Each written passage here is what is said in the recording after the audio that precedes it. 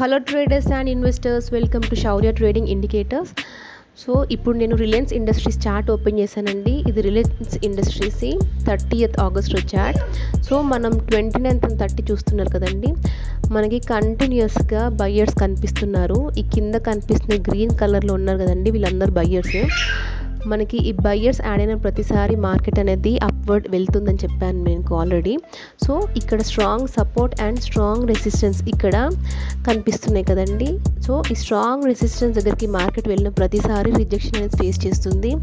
అలాగే స్ట్రాంగ్ సపోర్ట్కి వచ్చిన ప్రతిసారి అక్కడ నుండి మార్కెట్ మళ్ళీ అప్ సైడ్ వెళ్ళే ఛాన్సెస్ ఉంటాయి. సో మన 29th నుండి చూడొచ్చు, ఇక్కడ నుండి మార్కెట్ కంటిన్యూస్గా అప్ సైడ్ వెళ్ళింది. కాకపోతే ఇక్కడ ఈ స్ట్రాంగ్ రెసిస్టెన్స్ అనేది 29th రోజు ఈ లెవెల్లో ఉండే అండి. సో అందుకని చెప్పేసి మార్కెట్ అనేది మళ్ళీ వెనుకకు వచ్చేసింది, స్ట్రాంగ్ పుల్ బ్యాక్ వచ్చేసింది. అండ్ 30 రోజు మార్కెట్ మళ్ళీ స్ట్రాంగ్ రెసిస్టెన్స్ జోన్ దగ్గరకు వెళ్ళి అక్కడ నుండి మళ్ళీ డౌన్ఫాల్ మీరు చూడొచ్చండి. సో మీరు చూడొచ్చు స్ట్రాంగ్ రెసిస్టెన్స్ జోన్ ఉండి నెక్స్ట్ మళ్ళీ బయ్యర్స్ కనిపిస్తున్నారు కదండి, అక్కడి వరకు డౌన్ఫాల్ అనేది మీరు చూడొచ్చు. సో మార్కెట్ మిడిల్లో వచ్చిన తర్వాత చిన్న అప్సైడ్ చిన్న పుల్ బ్యాక్ వచ్చిన తర్వాత మరి మీకు ఇక్కడ సెల్లర్స్ చూడొచ్చు.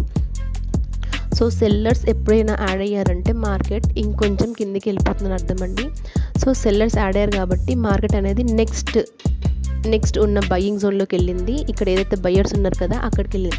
సో మళ్ళీ బయ్యర్స్ దగ్గరకు వచ్చిన తర్వాత ఈ బయ్యర్స్ ఏం చేశారంటే దాన్ని మళ్ళీ అప్వర్డ్ మళ్ళీ పైకి వెళ్ళడానికి పుష్ చేశారు. సో ఇక్కడ నుండి మార్కెట్ మళ్ళీ సెల్లింగ్ జోన్కి మళ్ళీ సెల్లర్స్ ఉన్న జోన్కి వెళ్ళింది. అక్కడ సెల్లర్స్ ఏం చేశారండి, మళ్ళీ మార్కెట్ని కిందికి నూకేశారు. సో మళ్ళీ అక్కడ నుండి మళ్ళీ బయ్యింగ్ జోన్కి వచ్చింది, మళ్ళీ బయ్యింగ్ టు మళ్ళీ సెల్లింగ్ జోన్కి వెళ్ళింది.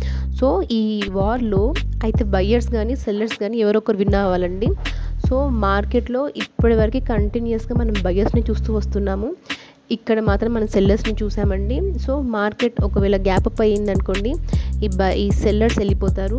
నెక్స్ట్ మనం మండే రోజు మార్కెట్లో బయ్యర్స్ యాడ్ అవుతున్నారా సెల్లర్స్ యాడ్ అవుతున్నారా దాన్ని బట్టి మార్కెట్ మూమెంట్ ఎలా ఉంటుందో నేను మళ్ళీ మీకు నెక్స్ట్ వీడియోలో చెప్తానండి. Thanks for watching.